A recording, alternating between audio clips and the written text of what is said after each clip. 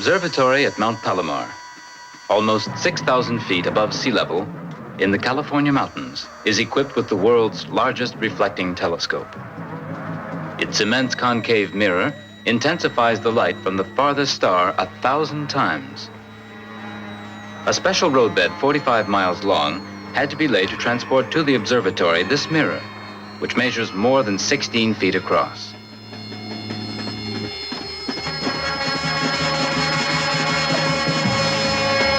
The Mount Palomar telescope can probe the universe to a point 4 billion light years away. 1 light year is expressed in terms of miles by a 6 followed by 12 zeros. The nebulae photographed here are 2 billion light years from the Earth, or in miles, the figure 12 followed by 21 zeros. The giant eye of Mount Palomar can see billions of stars in the heavens. Today, scientific investigators the world over are absorbed by a fascinating question. On how many of these stars could life exist?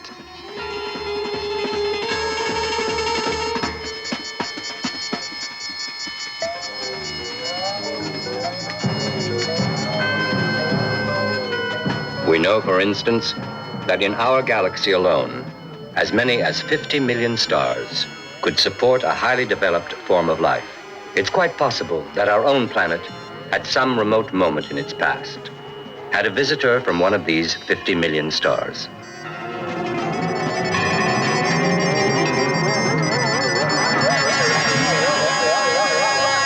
The world-renowned rocketry expert, Wernher von Braun, has stated, I hold as a definite probability the existence of not only animal and vegetal life in the infinite reaches of the universe, but also that of intelligent beings. Professor Hermann Oberth, the father of interplanetary travel, told us this. I believe that it's possible for unknown foreign beings of a superior intelligence to have visited our planet at a remote point in time. Scientists are quick to adopt a negative attitude towards new ideas. When the railroad was invented, they protested that humans were incapable of withstanding speeds of over 20 miles an hour. The Russian scientist Kazantsev, member of the Moscow Academy of Natural Science, asserts, to the question of whether extraterrestrial beings gifted with intelligence have ever visited the Earth, I would reply in the affirmative. At the Academy of Science in Minsk, Dr. Vyacheslav Setsev has declared, personally, I'm absolutely convinced that extraterrestrial creatures have stopped on our planet because of the many traces they left behind. We have not yet learned how to interpret their traces. Only as we reach for the stars ourselves does the idea of earlier interplanetary contact with Earth become conceivable.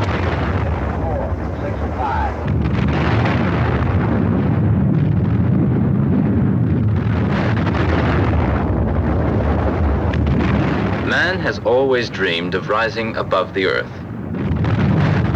Early in the age of science, he learned to fly, but it wasn't enough.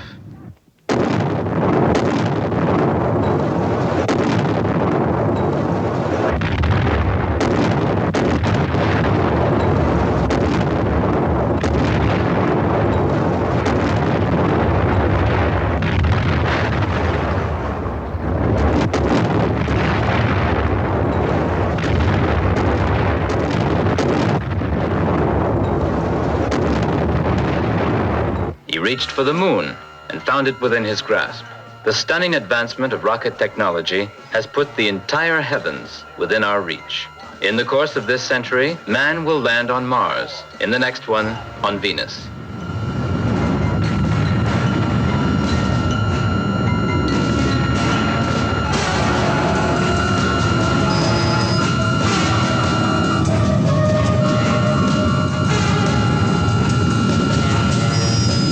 How will our astronauts be welcomed when they set foot on another populated star?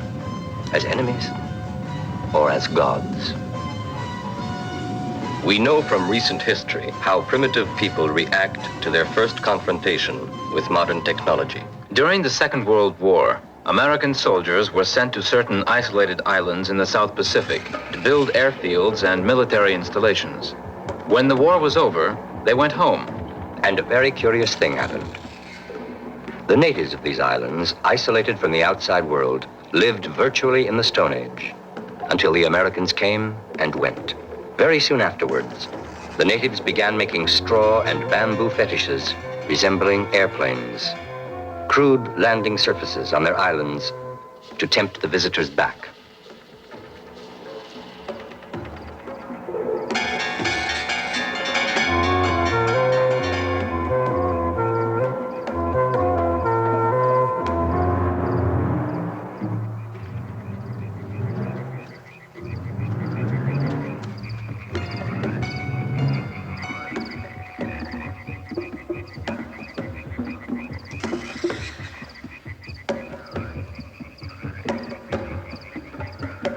The strangers had brought fabulous treasure with them from the skies.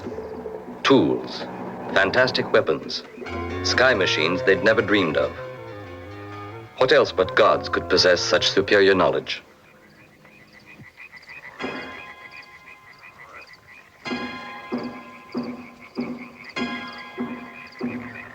They didn't hunt or fish, yet they never lacked food. They came from heaven. They had to be gods. They must be lured back. The natives offered fiery sacrifices. They scanned the heavens, day and night, watching and waiting.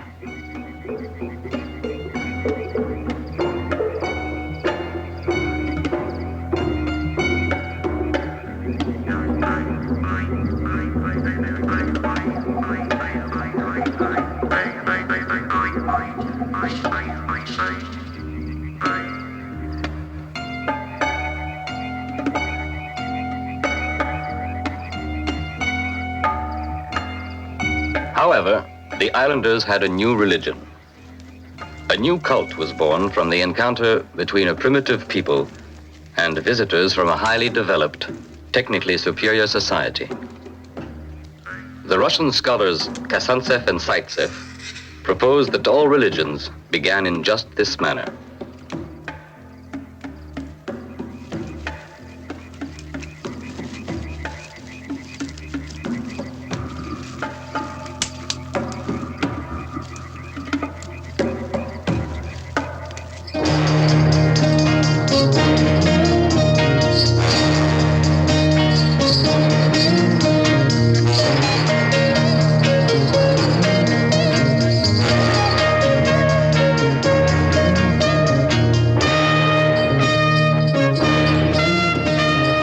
Mexico and South America, from Egypt to India.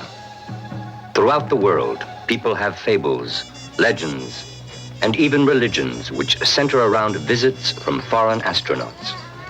Of course, they don't call them astronauts, but gods who came to Earth in miraculous sky vehicles.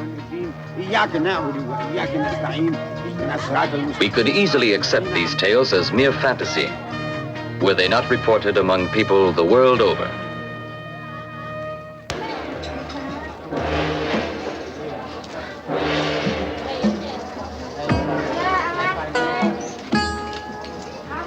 Written accounts of godlike visitors abound. For example, in the books of the Tibetan Kanshur. The Kanshur consists of over 1,000 volumes containing the holy texts of Lamaism. The secret code of these texts is the most complex devised by man.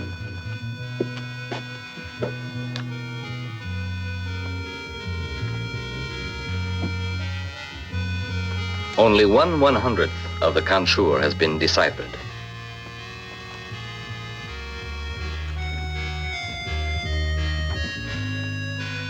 The resulting texts, which we can now read, are full of references to gods appearing in the sky, of the luminous pearls and transparent spheres that these gods lived in.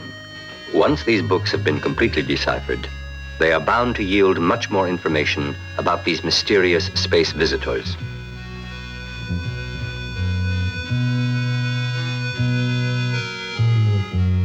In India, the wisdom of the Mahabharata commands great respect. It is the national epic poem, much loved by the people. Its 80,000 verses are 6,000 years old.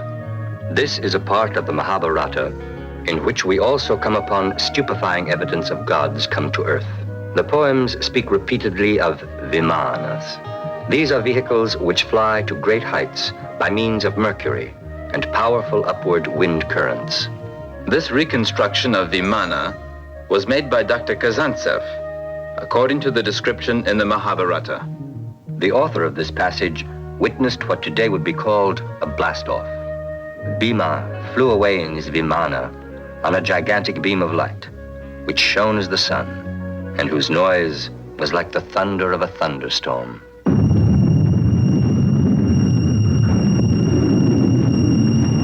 Our search for further evidence of visitors from other worlds takes us to Baghdad, the capital of Iraq, the land between two rivers.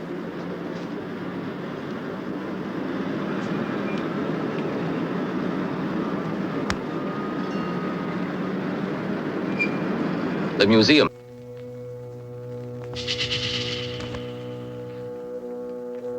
We are flying over the Dead Sea.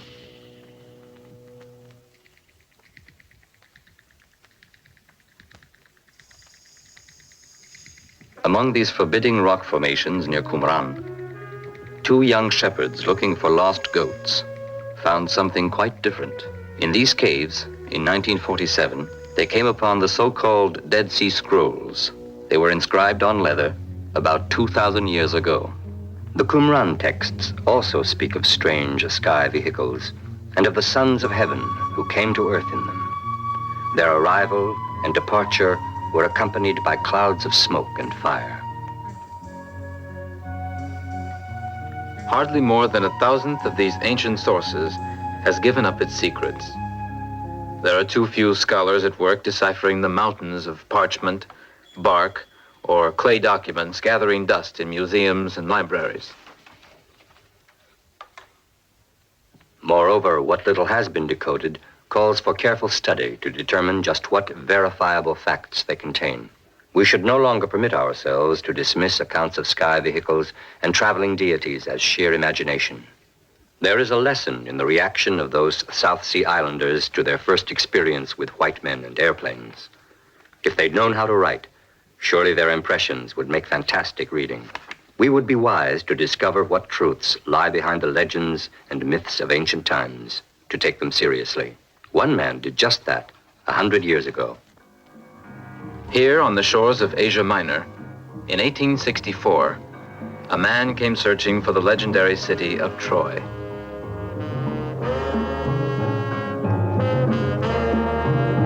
He found it beneath this hill. Heinrich Schliemann had made up his mind to take the tales of Homer, the Iliad and the Odyssey, literally. What utter nonsense, said the wise men of his day.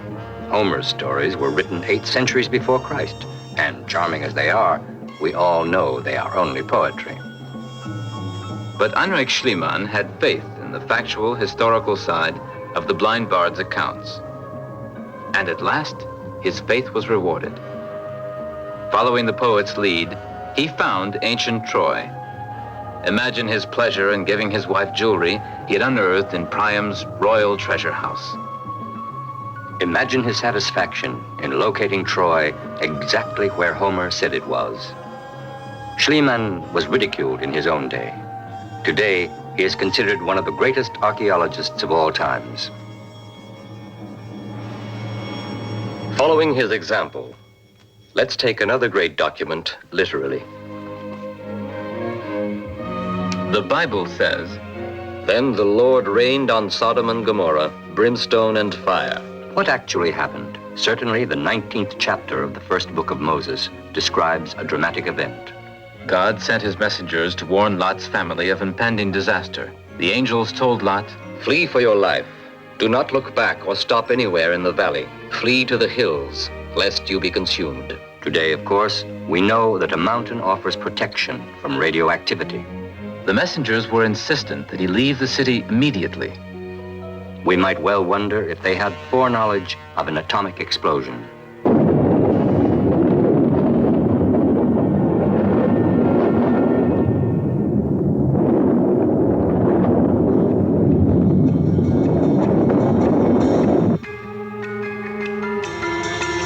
One thing is certain, the flourishing cities of Sodom and Gomorrah were leveled, laid waste at a single stroke. The kind of power to deliver such a devastating blow was not in man's hands in those days. The report of the catastrophe ends. Then he looked down and beheld, and lo, the smoke of the land went up like the smoke of a furnace. Mount Horeb in the Sinai Range rises more than 6,500 feet above sea level. Here Moses received the Ten Commandments. Here also the Lord gave him the blueprints for the Ark of the Covenant. In chapter 25 of the second book of Moses, he gives directions for the erection of this amazing structure. And they shall make an ark of acacia wood.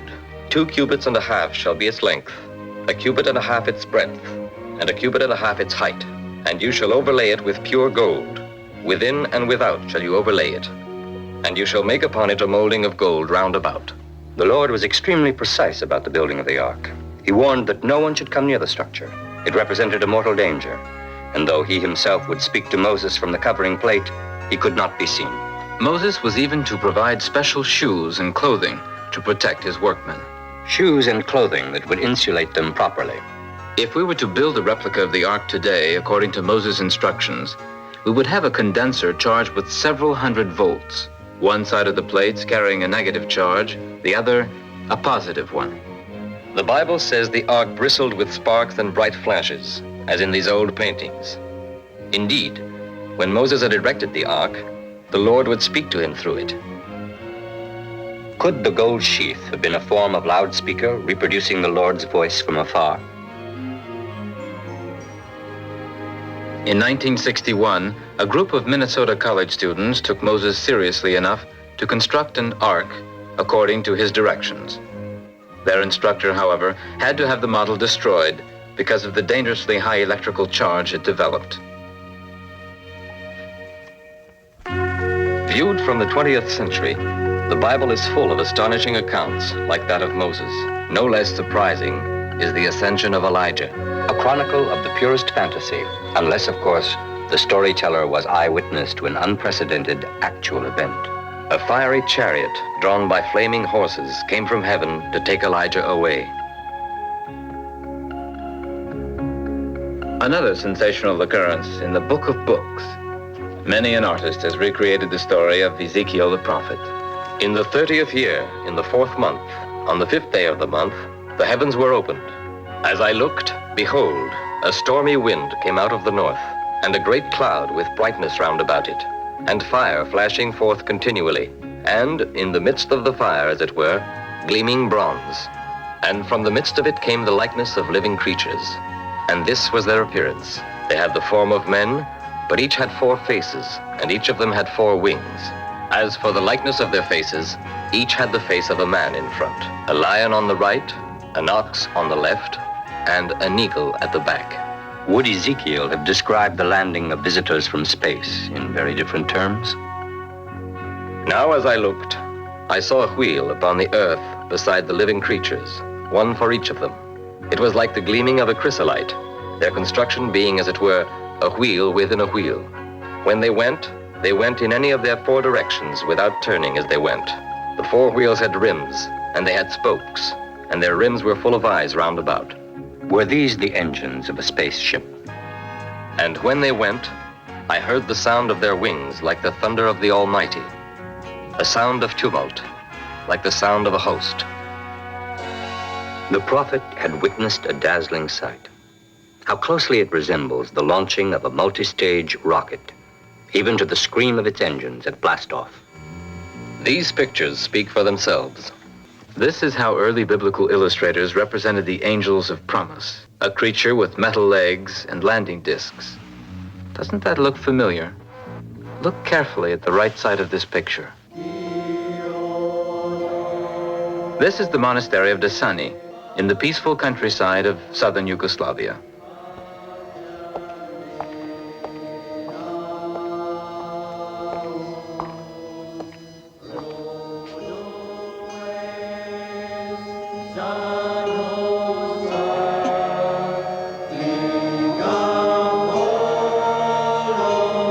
The church was decorated with frescoes in the middle of the 14th century.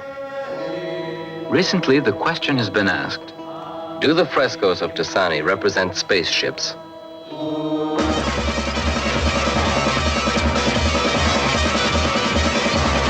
Yes, they do look a bit like spaceships. in the first ship, we see a man seated, his hand on a stick shift. He is definitely observing the second spaceship. Please note the aerodynamic form. Jets are clearly seen.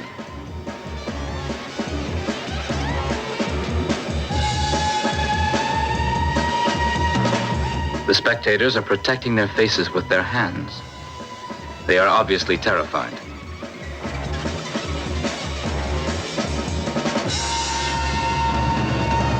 There is no explanation for the origin or purpose of these fantastic pictures. Nor for the prehistoric rock paintings discovered at Val Camonica near Brescia in Italy. There are portrayals of strange gods in bulky primitive overalls. Their helmets seem to carry antennae.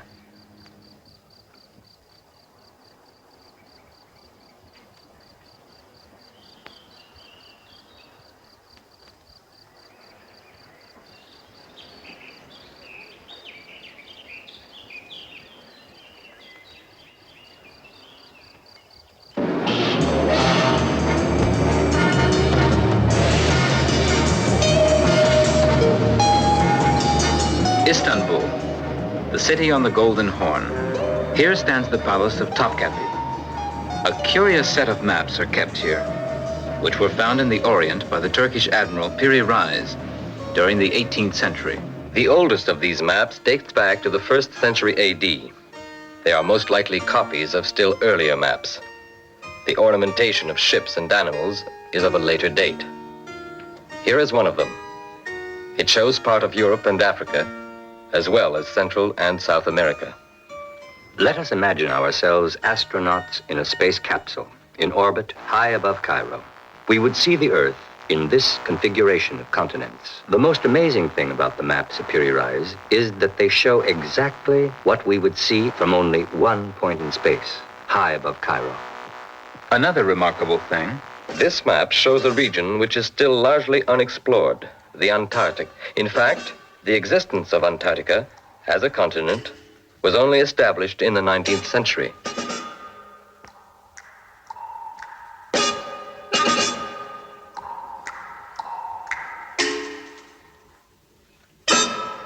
However, this map dates from 1532. We can only conclude that these ancient charts represent what was seen by someone at a great distance from the Earth itself.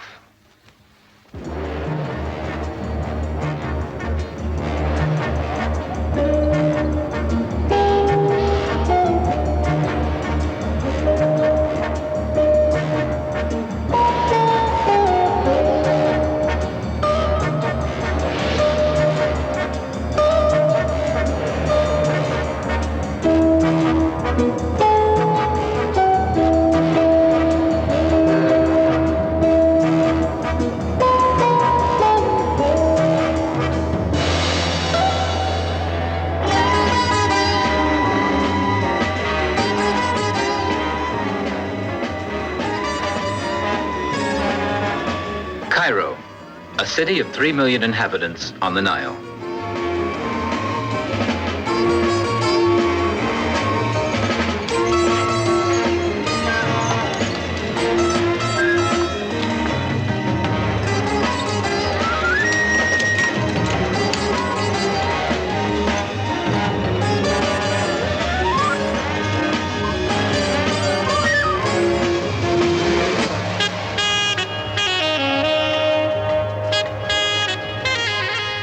Miles from Cairo is Gizeh, the site of the most enigmatic structures known to mankind, the pyramids.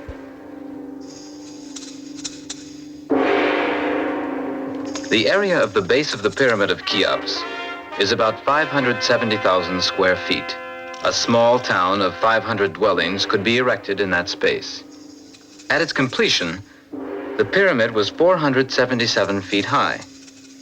It has lost only 32 feet of its original height. Passages lead to its interior.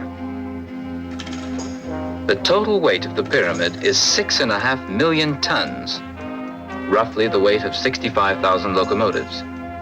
2,300,000 stone blocks were used to build the seventh wonder of the world, each of which weighs a crushing 2.5 tons.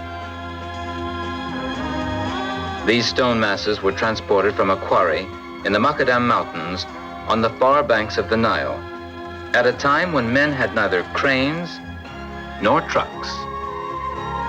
How? On wooden rollers, of course. Not very likely.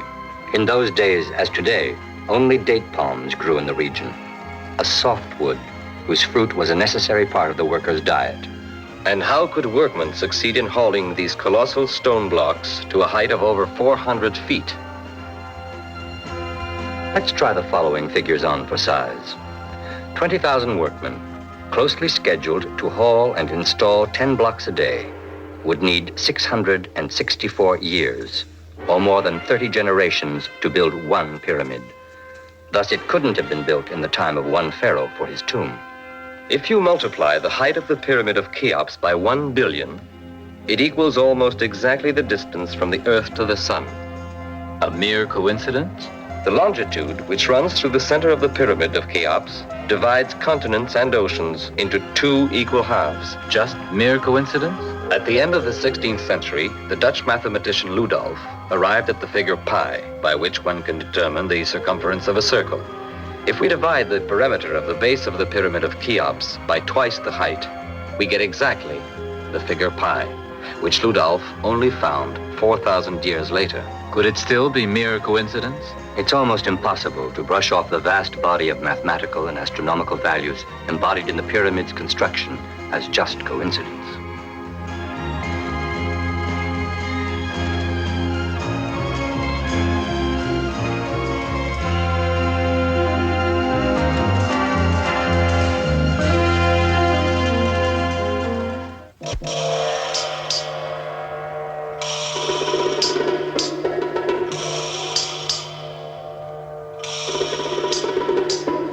This is the Pyramid of Khafre.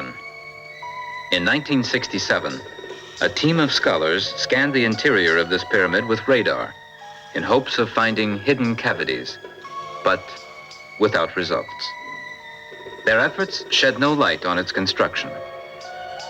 An old Egyptian proverb says, "The world fears time, but time fears only the pyramids."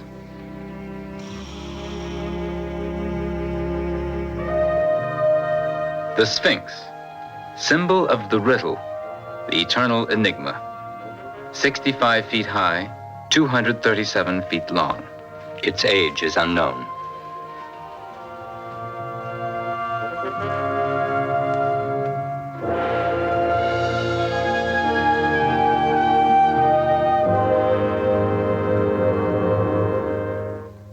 The Nile Valley near Luxor, a narrow strip of fertile land in the middle of the desert.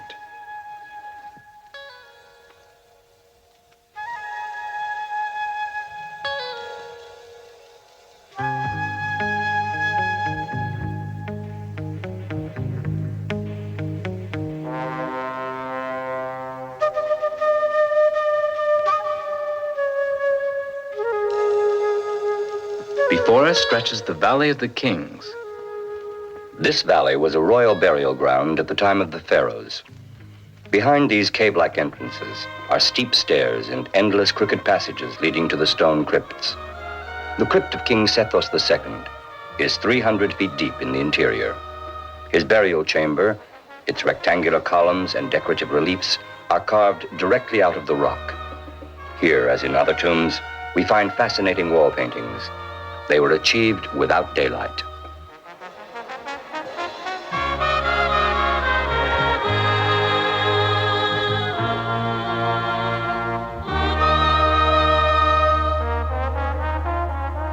Because the dome shows no trace of soot, no torches or oil lamps were used. Scholars have suggested that these ancient artists brought sunlight into the crypts by means of a complicated system of mirrors. The silver mirrors of that early period reflected only 40% of the light. which is why they needed so many mirrors.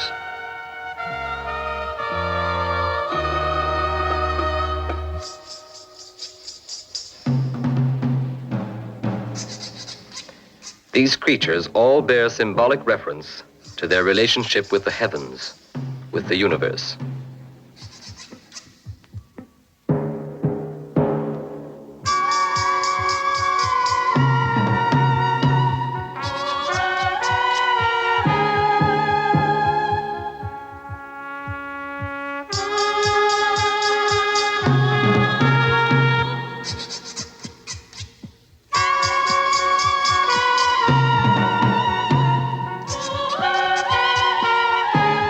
The tomb of Tutankhamun is the smallest but most famous of these royal grave sites.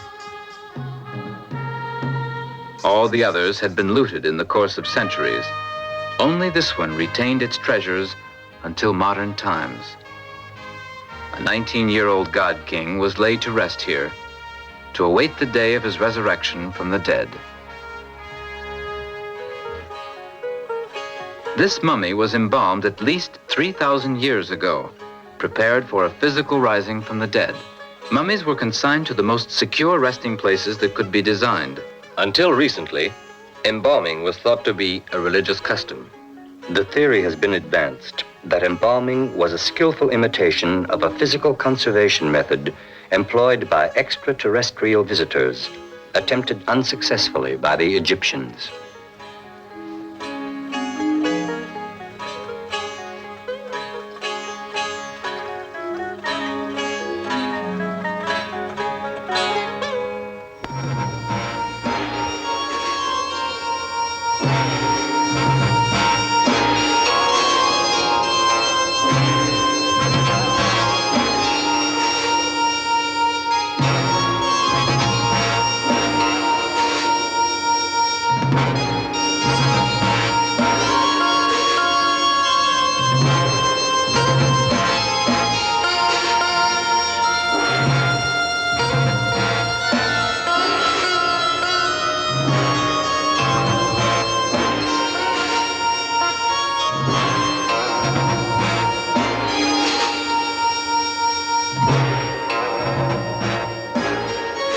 The enigmatic statue of Ramses II. Wars have destroyed it. 3,000 years old, hewn from a single rock, weighing 1,200 tons, was brought from the quarries of Macadam, 370 miles away. No one knows how.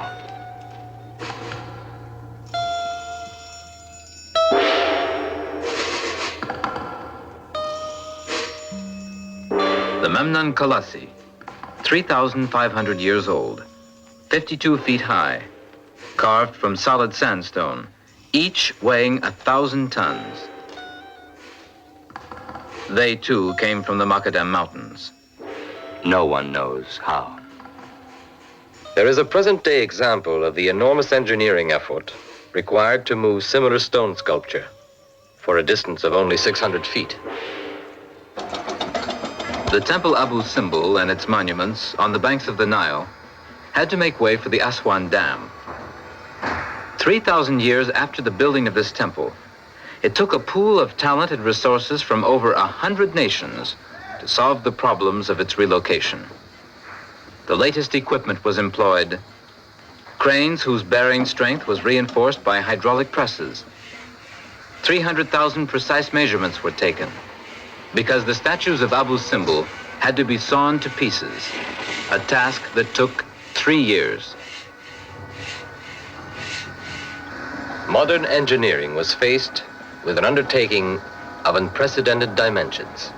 How did the Egyptians tackle the same problems without these techniques 30 centuries earlier?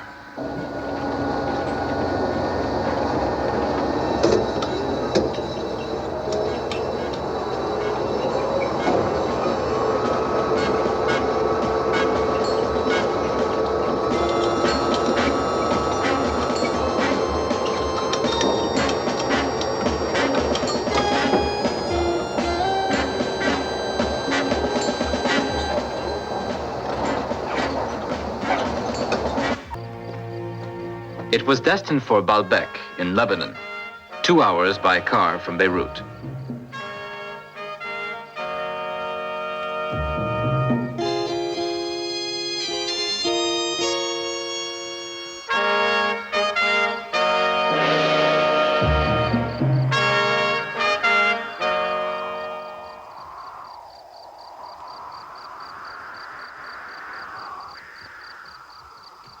The temples were built by the Greeks and Romans in historical times, but they were erected on a skillfully constructed foundation composed of the largest stone masses ever trimmed and positioned on Earth.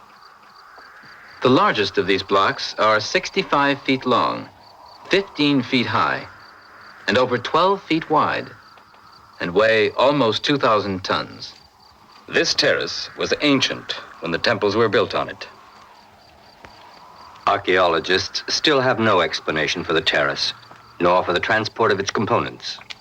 The Russian research scientist Agrest submits that it served as a launching pad for travelers from outer space.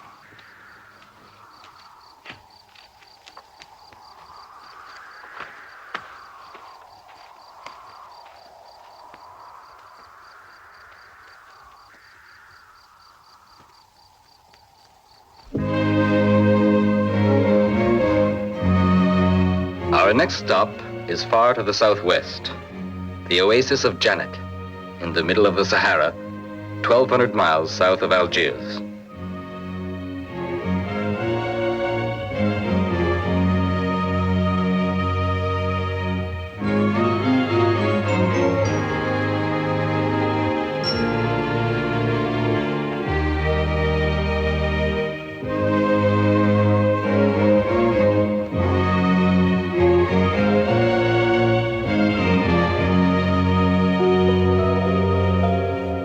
From Janet, we can reach the plateau of Tassili.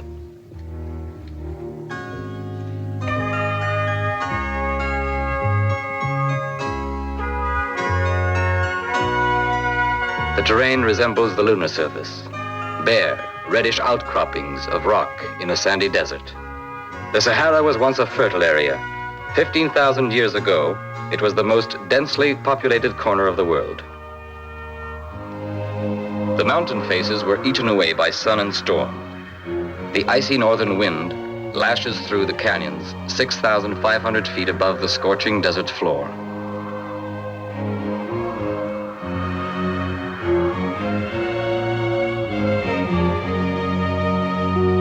Thousands of wall drawings were found here in Tassili.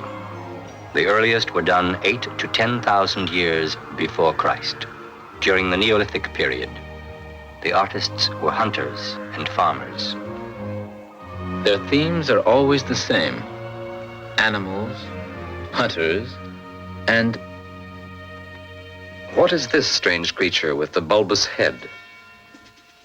Who are the figures at his feet, helmeted in the fashion of today's divers or astronauts? No eyes, no nose, no mouth, only peepholes round little apertures.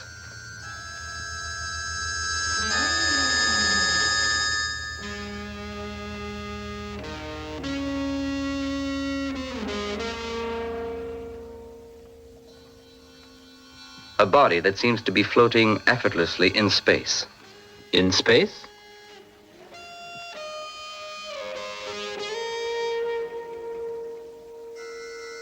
The puzzle here is that our prehistoric artists represented the men and animals around them with great fidelity as to shape and proportion. Only these balloon-headed creatures seem to be disproportionate. Why? Could it be that the artists didn't see them clearly or long enough? For 6 days we trek onward, sleeping beneath the sparkling, starry desert sky. We are curious to learn as much as we can of the fascinating world around us. Is this the sketch of a space module?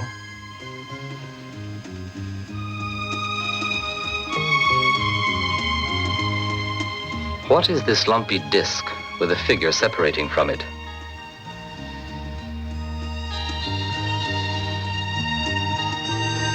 And there they are again, unreal floating creatures their heads indistinct, wearing light-colored garb.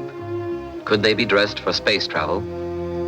To be sure, there are other explanations.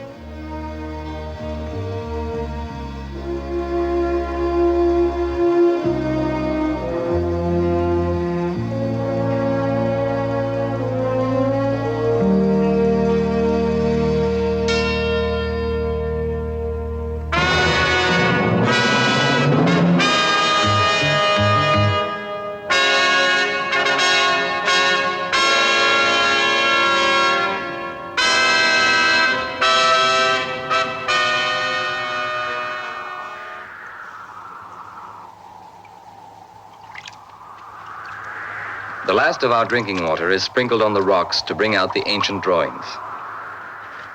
Now we can make out the figures with their odd headgear, the coveralls with padded joints.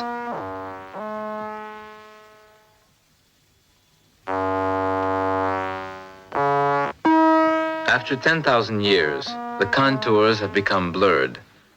We painstakingly copy them for reference, down to the last detail.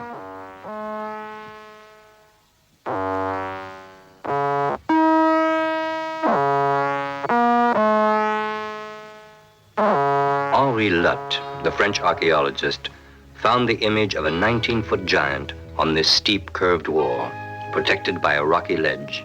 He called him the great god Mars.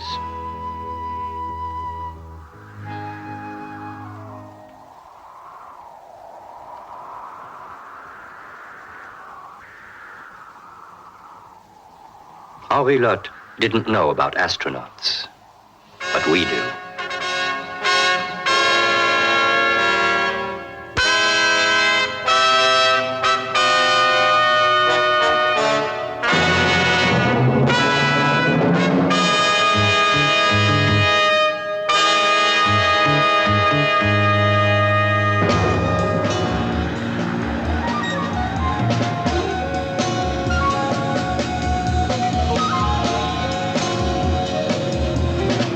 Beneath us lies darkest Africa, the bushlands of southern Rhodesia.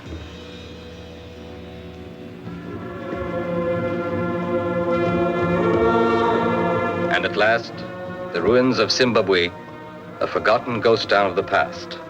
No one knows who the builders were. The temple was constructed of brick-shaped granite blocks, all exactly alike, as if produced in a factory. 20,000 tons of identical building stones. They were laid to a height of over 30 feet to form walls which have stood for thousands of years. What masons trimmed and piled these stones with such astonishing perfection? Were they the ancestors of these bushmen whose straw huts surround the ruins? A visiting race of master builders?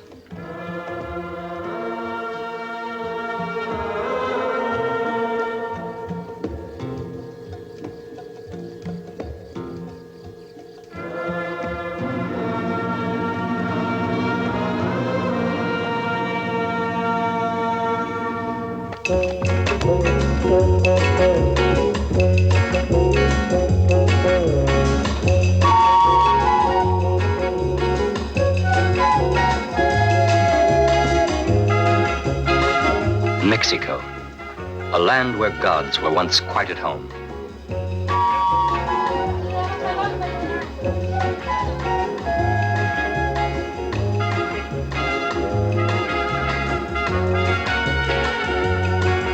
We pay a visit to the Museo Nacional.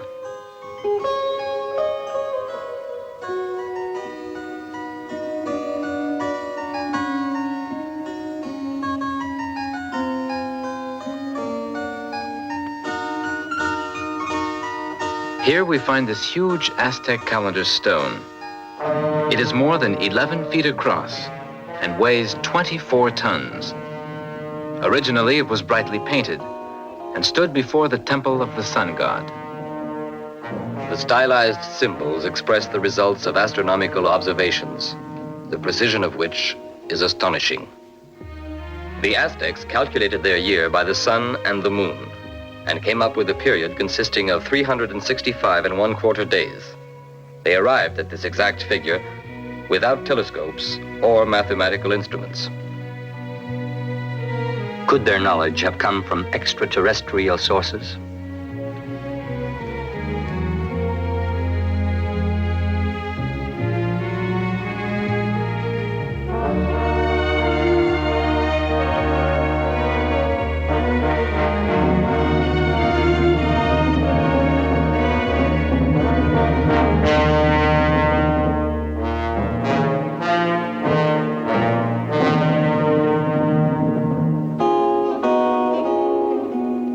This ancient object has little significance unless seen through the eyes of a generation newly accustomed to the world of outer space.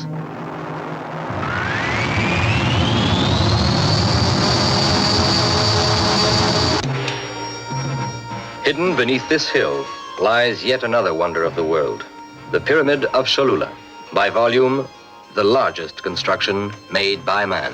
It took 6 centuries to build. Its base measures 1,000 by 1,170 feet. It is 178 feet high. The Pyramid of Cholula has a volume of over 3 million cubic yards. By comparison, the Pyramid of Cheops is smaller by 500,000 cubic yards. In the 16th century, the Spaniards built a church on top of it.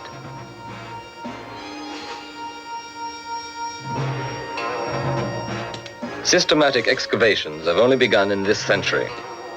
12 miles of subterranean passages have been discovered thus far. Their purpose remains obscure.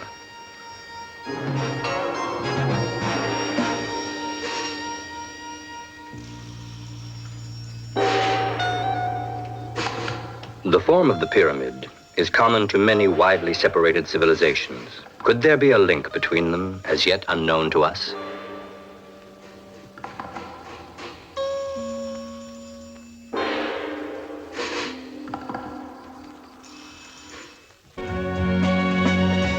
Teotihuacan, a vast expanse of ruins in Central America. It lies an hour's drive from Mexico City at an altitude of 6,500 feet. Only a small part of the ruins has been excavated. The name Teotihuacan means where the gods reside.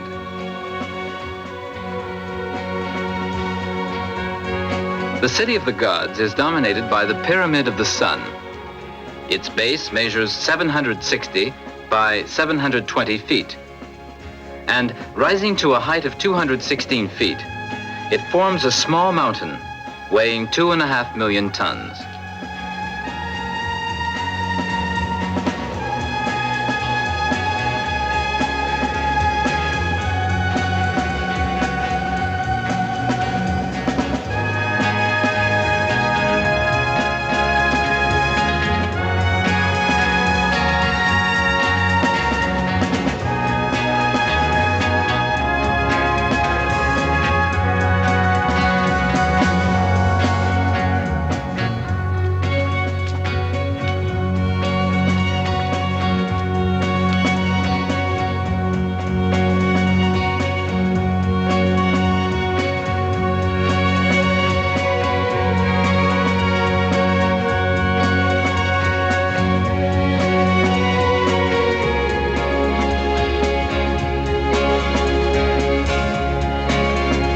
The identity of the builders of Teotihuacan and the age of the structures where the gods reside are shrouded in mystery. But there are clues. A mile to the south of these pyramids is the temple of Quetzalcoatl, a great feathered serpent. Legend tells us he was a light-skinned, bearded man who came from the stars. He taught men law, the arts, the cultivation of corn and cotton. His symbol is seen everywhere, the feathered head of a serpent. When Quetzalcoatl finished his mission on Earth, he returned to the morning star, promising to come back to Earth again. The ruins of Tula are about 20 miles from Teotihuacan. According to an old myth, the towns of Tula, Coba, Chichen Itza, and Uxmal were linked by a ladder hung in the sky.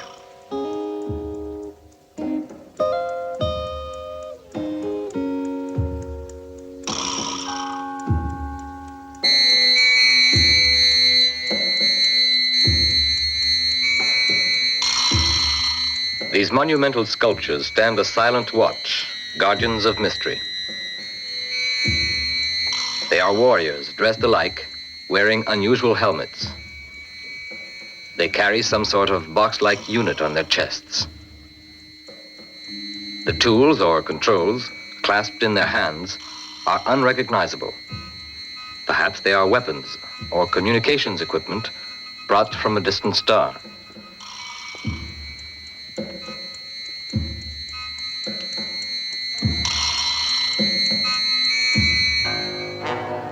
A 2-hour flight from the capital is Monte Alban in the valley of Oaxaca, another testimony to the brilliance of the ancient Mexican civilization. How was it conceived? Who were its architects?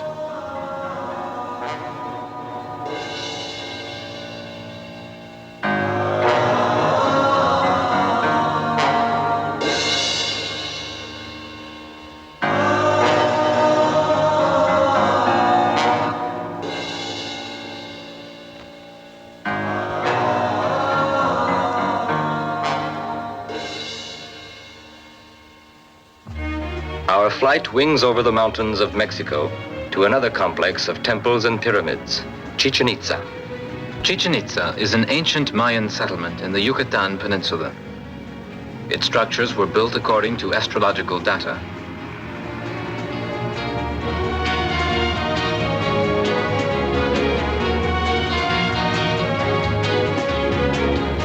A Mayan observatory stands on 3 terraces. Its shape is virtually identical to that of a modern observatory.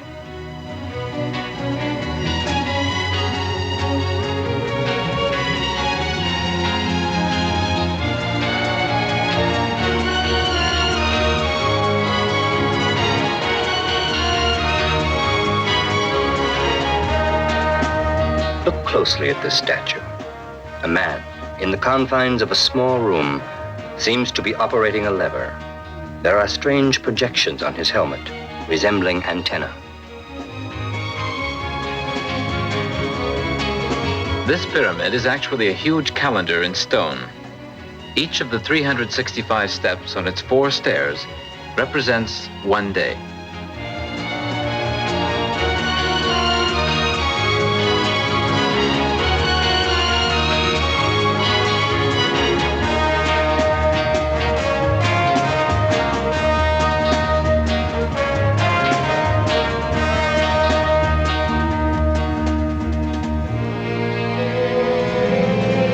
We see the winged god Kukulkan.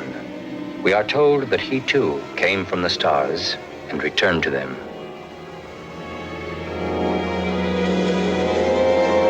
He was supplanted by the bloody warrior god Shakmol. He carried a tray before him to receive offerings of human hearts.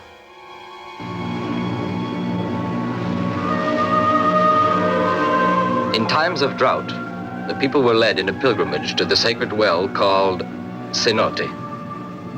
Young maidens were sacrificed here to the rain god, flung into the deep, murky waters. There was no escape from this sinister well. It is a perfectly round crater in the rock. It couldn't possibly have been formed naturally, nor could human hands alone have scooped it out. It resembles a crater made by the exhaust gases of a very powerful rocket engine. Among the many unanswered questions posed by the traces of Mayan culture is the following. 600 years after Christ, the entire Mayan population departed, leaving towns, temples, and pyramids, the fruits of great labor behind, and moved northward to start from scratch. However, there is no trace of war, plague, famine, or sudden climate change at that time to account for the move.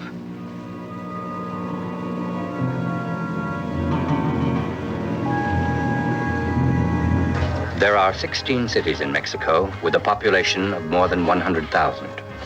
One of these is Mérida. The descendants of the Maya live here. They still have their own language, derived from the ancient Mayan tongue. They are perhaps the most peaceful people in Latin America. Their faces today still have the haunting beauty of their ancestors, preserved for us in stone.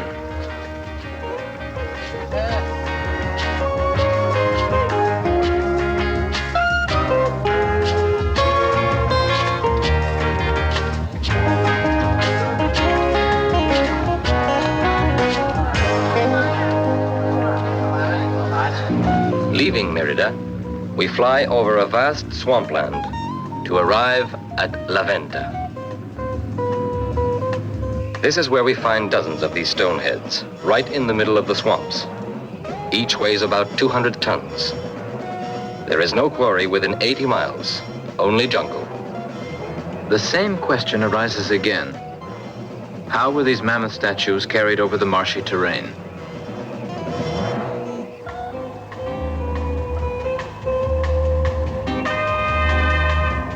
Days of delay precede our audience with the winged god of Palenque. He is not an easy gentleman to see. A dome of sweltering humidity hangs over the virgin forest of Palenque. Along our path to the sacred city of the Maya, we pass the cadavers of cattle with swarms of patient vultures wheeling overhead.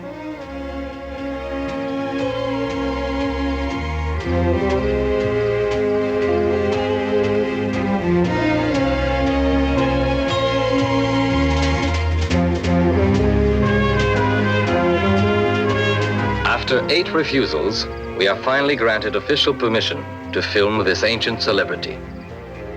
The sealed sepulchre is open to us for a brief half hour. Up a steep flight of stairs, then down into the even more stifling dampness of the interior of the tomb.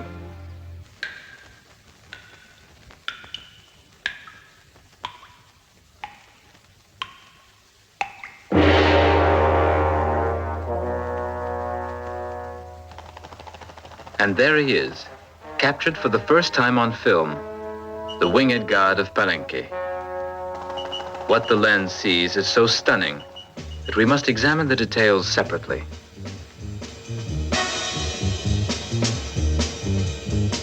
We see a man seated in a capsule, intently watching something. His hands seem to be operating some undefinable controls. His foot is pressing a pedal. At the rear of the capsule, we see jets trailing flames behind them.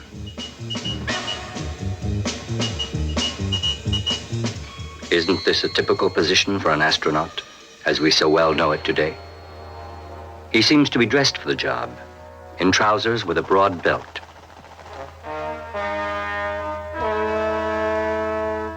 A sort of jacket, tight-fitting at the wrists, like coveralls. The chair is well upholstered to absorb the shock of acceleration. A figure before controls, also dressed like an astronaut. Another jet trailing flames.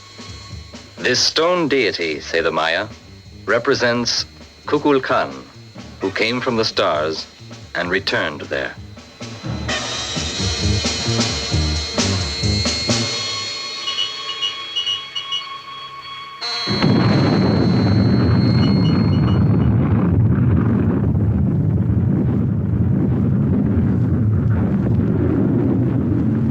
Easter Island emerges from clouds of smoke and rain.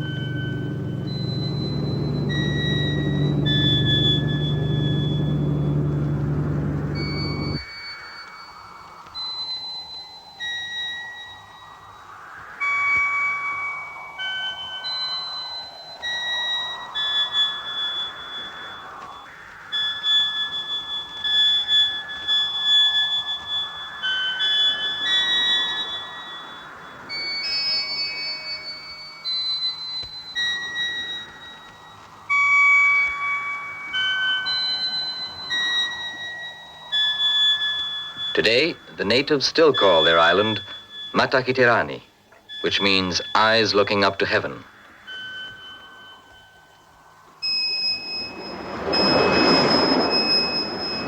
The neighboring atoll is called the Island of the Bird People. Here we see them, creatures with human bodies and the heads of birds.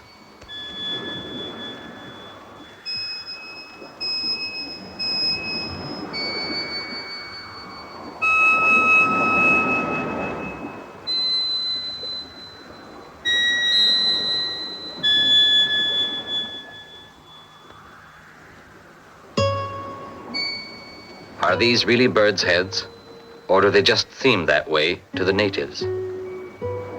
They could also be helmets equipped with oxygen masks.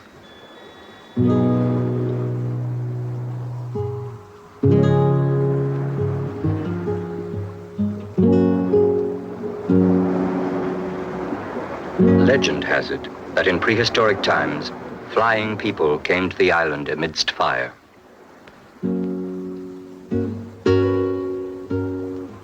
This is Makemake, the god of the island.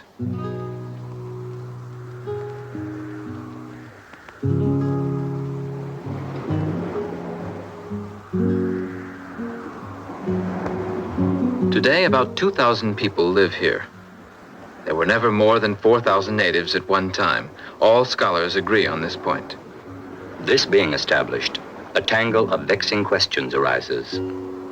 Of the total population, 70% are women, children, or the elderly. The majority of able-bodied men is needed for the production of food. Thus, the number of workmen is so small that it would have been impossible for them to create the more than 600 gigantic stone figures found everywhere on the island.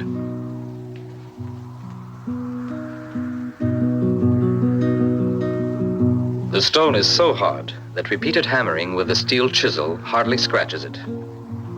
Many of these stone colossi stand 65 feet high and weigh nearly 400 tons. Most of the sculptures are but partly exposed. Only excavation will reveal their true size.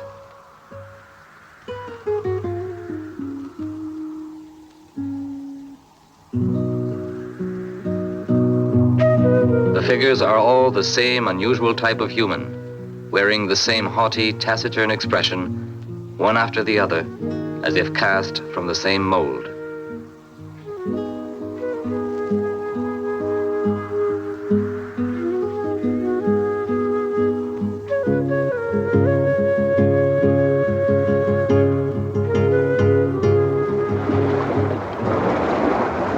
Only the statue which was unearthed by Thor Heyerdahl is an exception. It has a round head and is kneeling.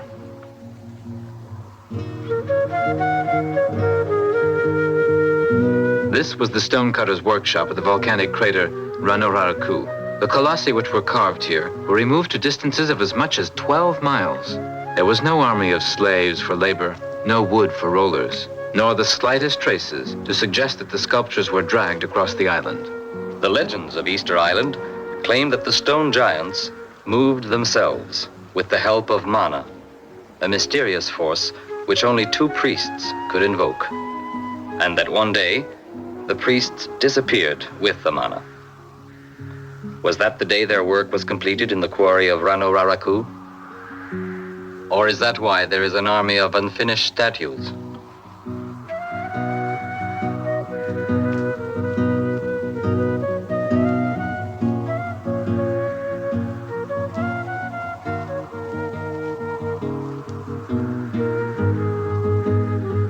What was mana? Were there strangers from other planets possessed of electromagnetic powers? Did they have the ability to defy the laws of gravity? To this day, Easter Island exerts an unusually strong magnetism.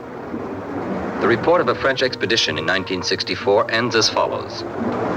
Since there are inexplicable magnetic forces and unusual geological phenomena on Easter Island, one cannot exclude the possibility of extraterrestrial contacts. Leads us back to South America, to Cuzco, the capital of the Inca Empire, 11,380 feet above sea level in the Peruvian Andes. The city was founded by messengers of the sun god, we are told. The walls bordering these narrow streets date from the time of the Incas. The passage of centuries has had little effect on the stonecutter's artistry. These expertly trimmed stones were set in place without mortar, yet a knife blade will not enter the joints.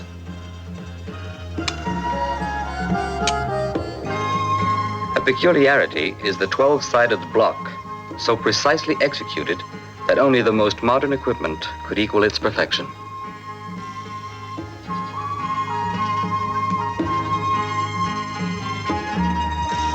For a startling comparison, this wall, constructed in the same manner, is found in quite a different spot, 3,000 miles to the west in the Pacific, on Easter Island.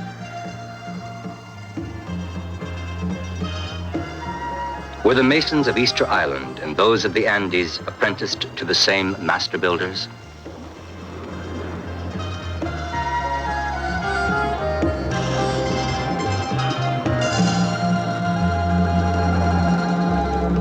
High above Cusco are the impressive ruins of the fortress of Sacsayhuaman, used by the Incas to protect their royal city.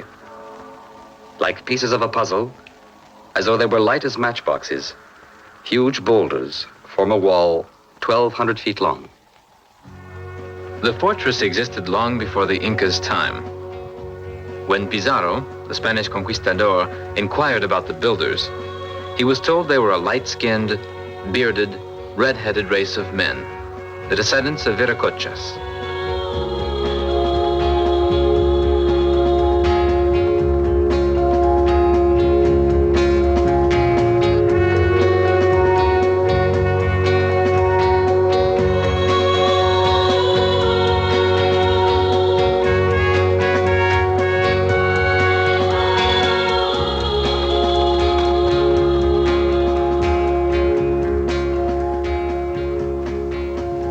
Some of these stones weigh 500 tons.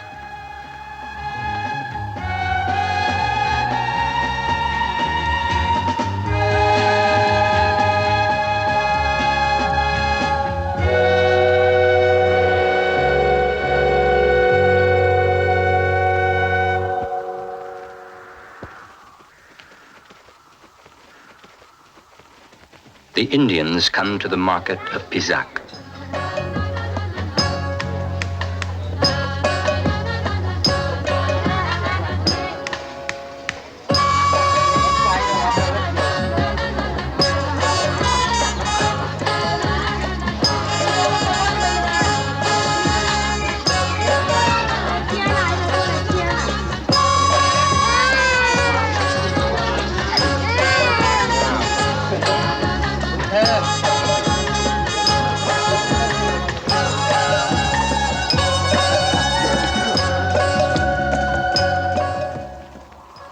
They return to the sacred valley of the Incas, the valley of the Urubamba. 8,450 feet above sea level lies Machu Picchu, a citadel also said to have been built by the divine race of light-skinned, auburn-haired descendants of Viracochas.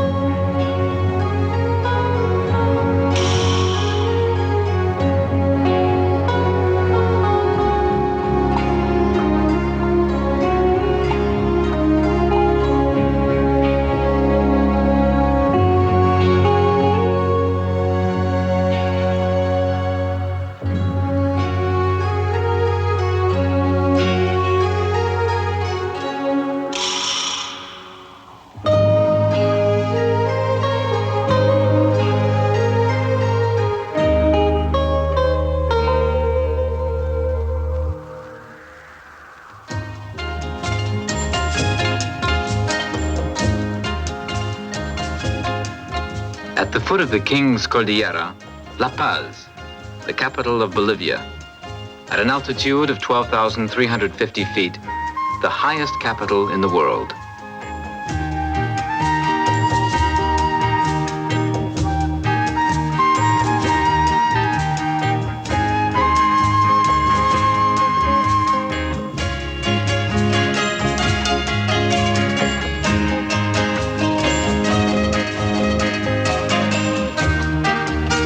Lake Titicaca, 13,000 feet above sea level, is the highest lake in the world.